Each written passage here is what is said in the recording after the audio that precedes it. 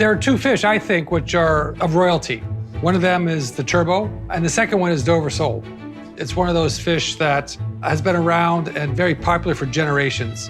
But before we get to the Dover sole, I'm going to teach you how to make Pommes Château.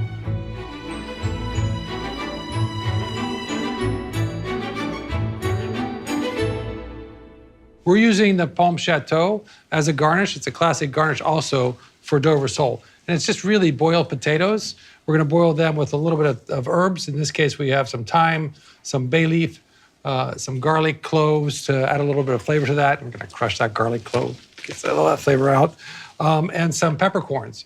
Of course, those will be taken out. We're going to after the potatoes are cooked, and we want to cook our potatoes where there's no resistance. And you know that when it's a raw potato, I can barely stick my knife in there without it sticking. So there's a lot of resistance to that. Of course, when it's cooked, we're going to be able to pierce the flesh of the potato and pull the knife out without it sticking in the knife. So that's what we call no resistance. So historically, a Pommes Château has to have 7 sides, 6 of them equal, and one of them a little broader so that it can actually sit flat on your plate.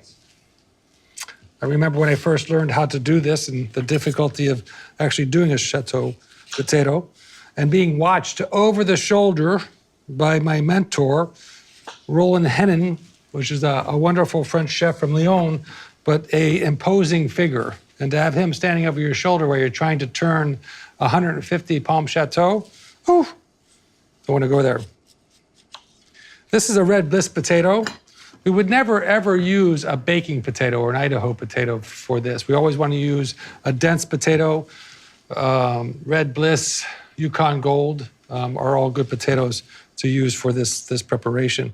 It does, let me just say this, it does create a lot of potato waste. So if you're against that and you don't really care about the way it looks or recreating something that's historic like a Pommes Château, then you can just peel it, and that's fine as well. But when I make a Pommes Château, I use what we call a beak paring knife because it allows me to hold it in my hand and do that without a lot of effort.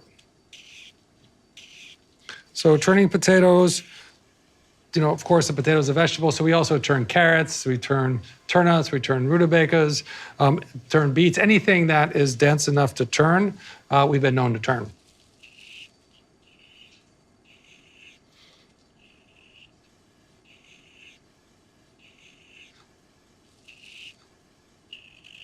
Okay, 1, 2, 3, 4, 5, 6, 7, 1 flat side.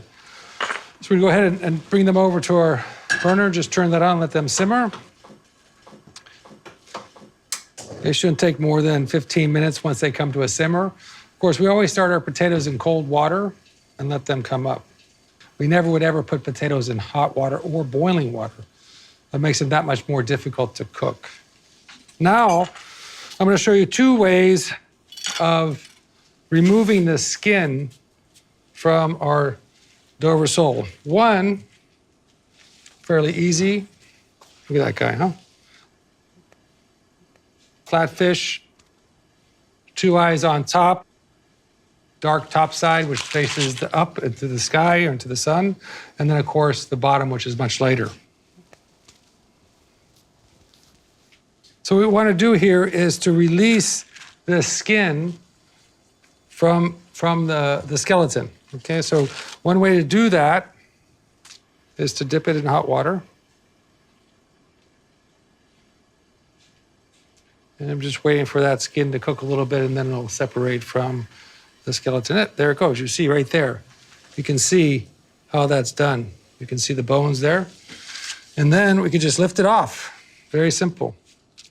This, we're gonna need the aid of a towel. I'm just grabbing it with my fingers underneath. Once you get it started, it comes right off. Now you can do other small sole like this, petroli sole, lemon sole, in terms of flatfish, that'll work with the same technique of peeling the skin off. A larger flatfish is a little more complicated and more difficult. The skin is much thicker, obviously, because it's a bigger fish. And to be quite honest with you, I've never really tried to skin a halibut or a turbo using this method. We've always filleted it because that's what we're looking for. We're looking for those fillets off of those fish. We're never cooking them whole. As we're going to do with our Dover sole, we're going to cook it whole.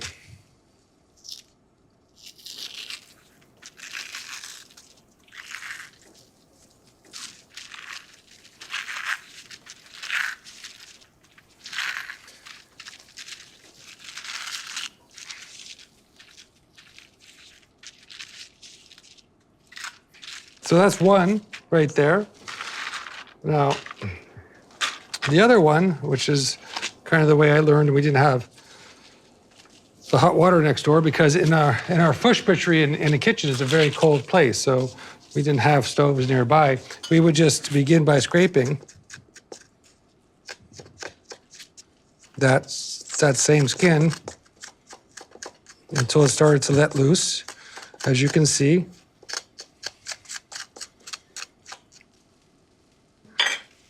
Takes a little more effort, but this is the way we were doing it in our kitchen for fish butchery. Resulting the same way. So either way you find easy, you want to bring a pot of water up to a boil, or if you just want to scrape that tail until you catch some skin, it's going to work fine. Now realize I'm working on a piece of parchment paper because I want to keep my board as clean as possible. And this does have scales on it, so some of the scales are coming off, as you can see in my hand, and onto the paper.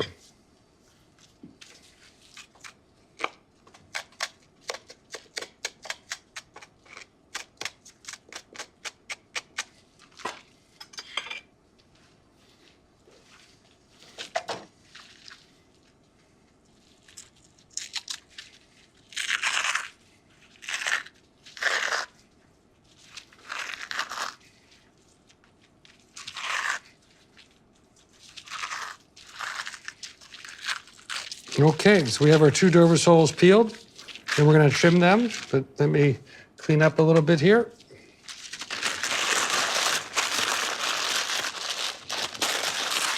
Always working as clean as possible.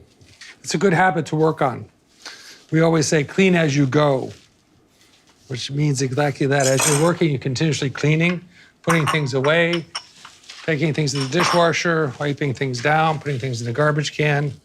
Whatever it needs to happen, we're always cleaning as we go. Okay, now we're going to trim off the dorsal fins here.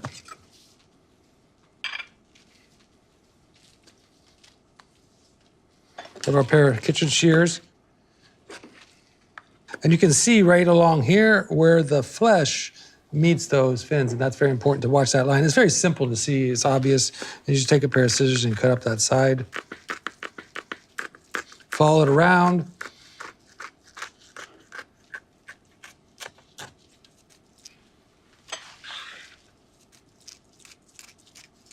There's that little piece.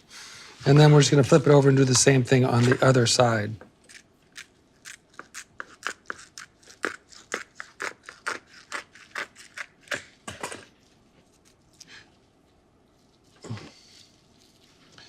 Remove any of the liver or pancreas that we have here. And then we're going to go ahead, we have a very heavy chef's knife here. We're going to go ahead and just cut the head right off here. Perfect.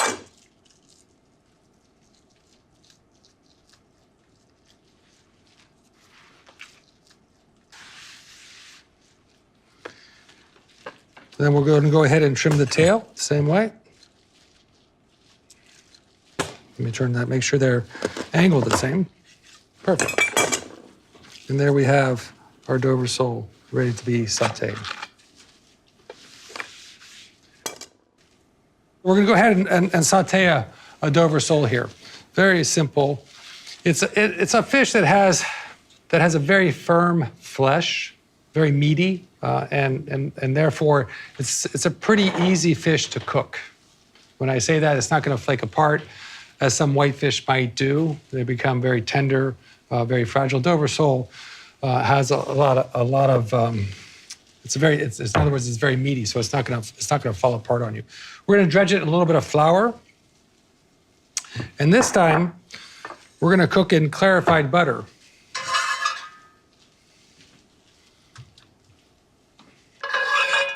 We're using a non-stick saute pan. We're gonna get our fire up here again. Clarified butter is whole butter, and we taught how to clarify this in our first masterclass. Now, you don't have to use clarified butter. It becomes a cooking fat, but it does add a little bit of flavor in this sense. And I just really like the way, especially when we use flour, butter and flour react. It's kind of that same kind of idea when we're spreading butter on our bread. We like those flavors. So we're gonna take our sole. I'm gonna make sure we dry it off.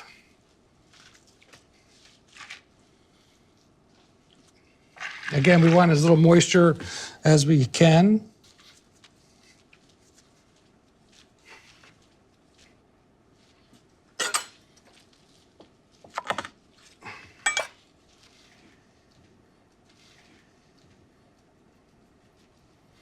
Dredge them in flour. Again, this is all-purpose flour, so nothing unique, nothing you probably don't have at home, or certainly in your restaurants. I'm gonna go ahead and flip my board over to a clean side so that when I do fillet my fish, I have that opportunity to work off a clean surface.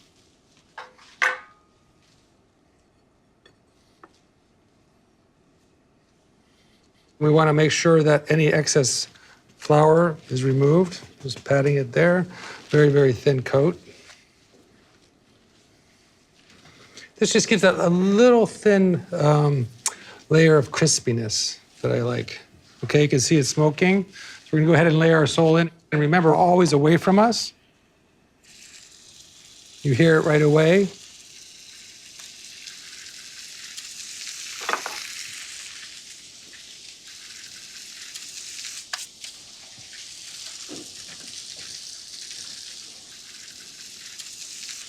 And here we go.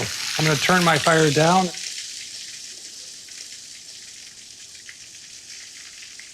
This one, we're gonna turn it down to low, medium instead of medium. We want it to cook relatively slowly because it is a big piece of fish and it has bones in it. So the bones, in this case, are fairly cold. Remember, we took it right off of the ice. So that bone portion needs to get up to that proper temperature in order to make sure that the meat around it is cooked as well. So it's gonna take a little longer.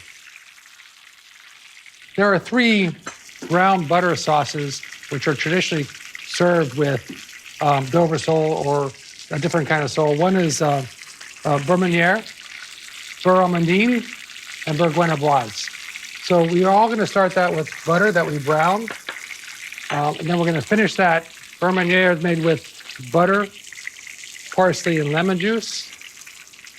Amandine with the addition of almonds. We're gonna do those 2 today. And then Genevoise has capers, lemon, and croutons in it.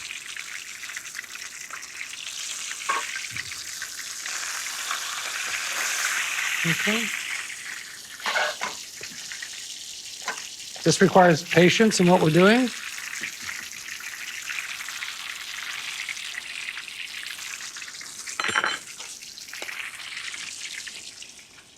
Okay, so you can see when I'm penetrating my potato now, it goes pretty much all the way through and it's falling off of the knife as opposed to sticking to the knife, which is very important. And probably another 5 minutes on those and they'll be ready to go.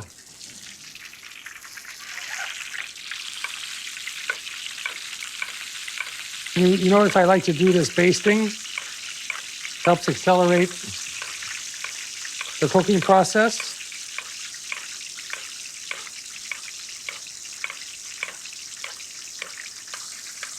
Now this works really well with petroli sole, lemon sole, any of the small sole that are available depending on part of the country you're in. We have petroli sole here on the West Coast, on the East Coast, lemon sole is available, gray sole.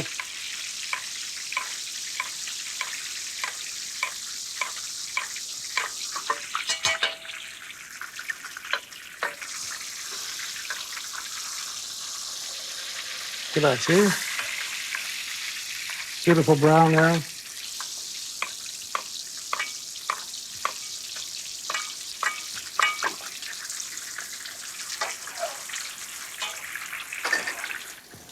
You can see how this sautéing at a lower heat doesn't create so much splatter. The sole is very dense, so there's not a lot of water in that. And then we put the flour on it as well, which is soaked up a little bit of the water, so we don't have that kind of violent action that we had with the salmon or other dishes we may do that have more water in them.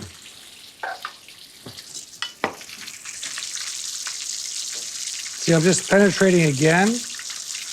One of the ways to tell how your fish is cooking, especially in a Dover sole or a firm fish like this, is to be able to penetrate it with your knife. And if you can see, when it's raw, it kind of indents, and the knife tip doesn't really penetrate it unless I put a lot of pressure on it.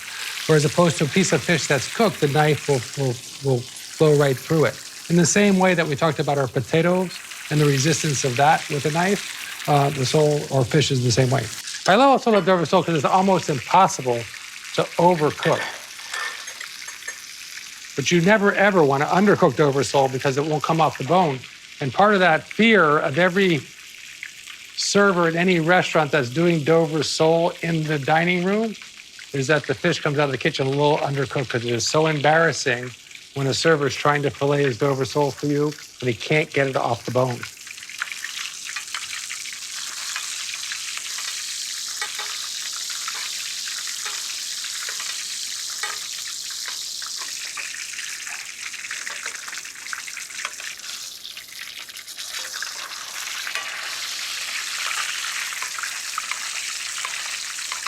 This is the thinner side. Remember I talked to you about the thinner and thicker side?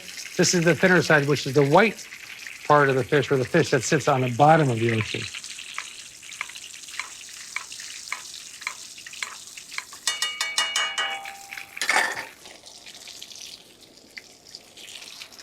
Very gentle cooking process here. Okay. We're done now.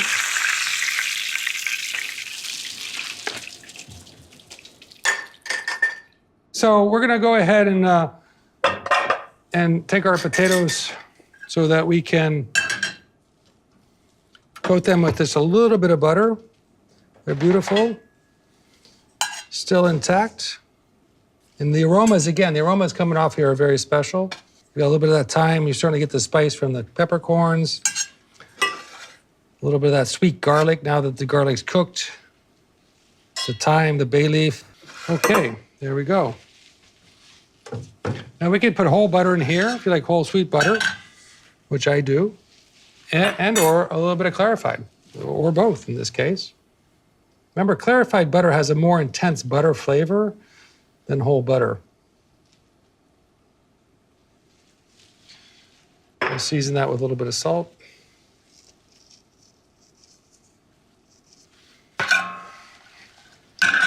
We're gonna go ahead and make our brown butter sauce,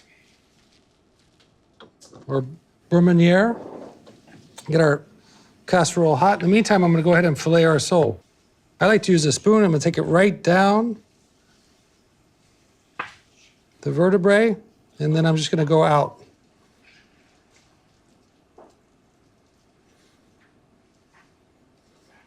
And you see how easy that is.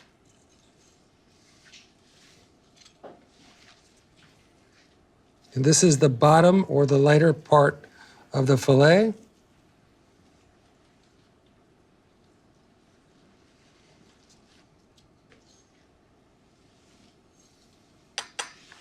And you don't even have to turn it over. You know why? Because this bone is going to come right out. Let me start from the back.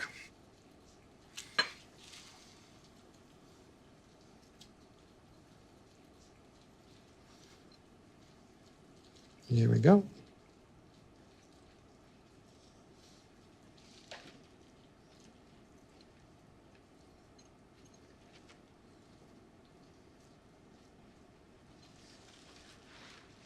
Okay.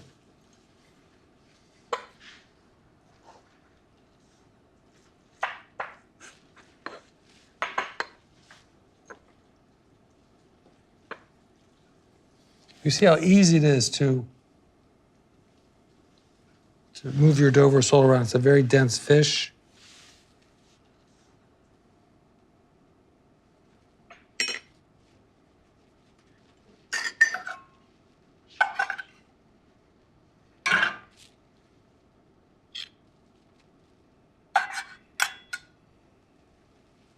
Our Pommes Château,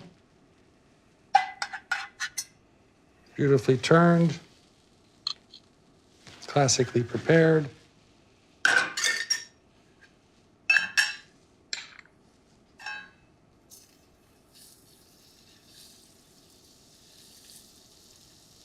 Yeah, you want to be careful not to heat it up too much, because if it's too hot, the brown butter will burn almost immediately.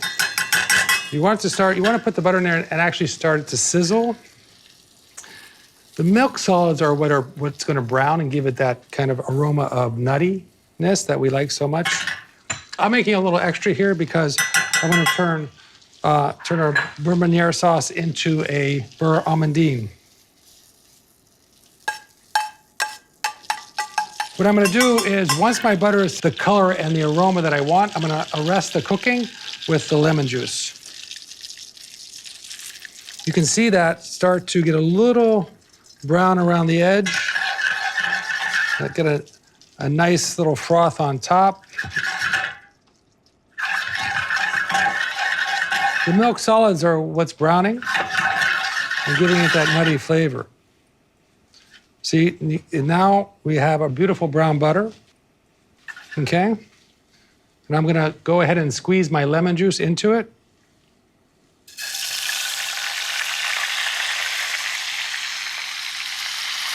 Parsley, and the aroma here is just magnificent.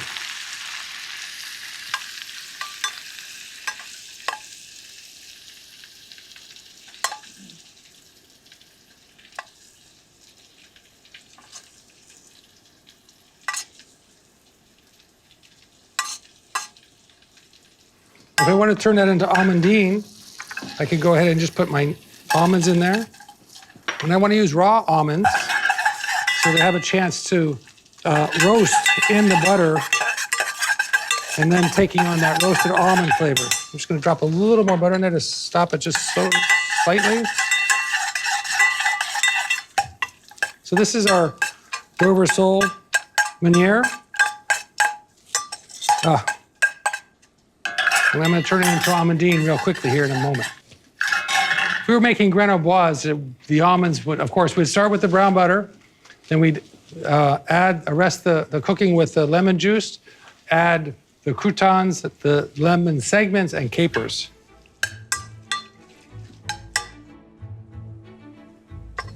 And that's what we have, then be Amandine.